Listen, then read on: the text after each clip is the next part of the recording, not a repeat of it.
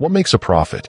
They're not fortune tellers, but human messengers for God's word in a critical moment. And it often starts with a confrontation.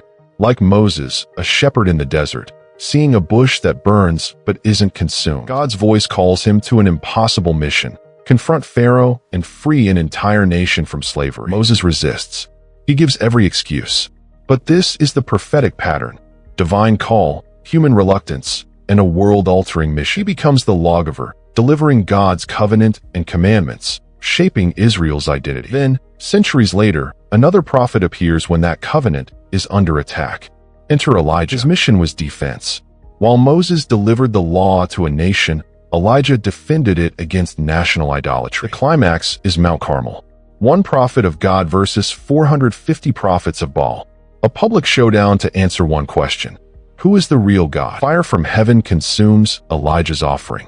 It's a fiery vindication of the covenant Moses brought. One founded the nation on God's law. The other fought to bring it back from the brink. Two distinct voices, one unfolding story. But what happens when the nation, founded on that law, begins to crumble from within? Enter Isaiah. He's a prophet in Jerusalem, watching the kingdom of Judah slowly collapse under corruption and rebellion. And his message is a paradox. One moment, he's delivering sobering judgment. The next, breathtaking comfort. He warns of coming exile, a consequence of turning away. But woven through every warning is a promise. He describes a coming Messiah, a suffering servant who will bear our griefs and carry our sorrows. Centuries before the cross, Isaiah gives the New Testament its anchor. He offers visionary hope in the face of disaster. Then there's Jeremiah. He's called the weeping prophet for a reason. God calls him as a young man to deliver an unbearable warning: Jerusalem will be destroyed. And he is deeply, painfully reluctant. His entire ministry is a heartbreaking lament. He pleads with a people who refuse to listen, who mock him and throw him in a cistern. He embodies the terrible cost of bearing God's word to those who don't want to hear it. One prophet sees a future redemption so vivid it comforts us today. The other lives the raw, painful cost of delivering truth no one wants. Two distinct voices, one unfolding crisis. And the story isn't over. So the unthinkable happens.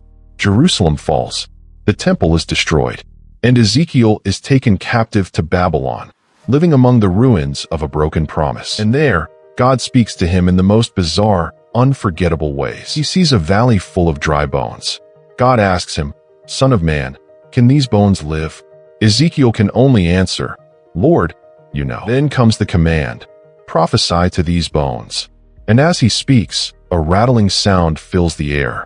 Bone connects to bone, sinew and flesh appear. It's a vision for a people who feel spiritually dead, telling them God can breathe life back into anything, even a nation in exile. But Ezekiel's most detailed vision is of a future temple, measured down to the cubit. It's a blueprint for hope, a promise that God's presence will one day return to his people. See the ark? Moses established the covenant. Elijah defended it. Isaiah and Jeremiah navigated its tragic failure. And Ezekiel, from the ashes of exile, is given a vision of its ultimate restoration. These aren't five separate stories.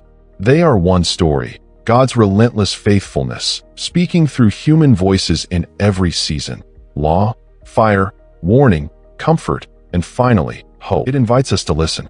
However dry your valley feels, his word still speaks.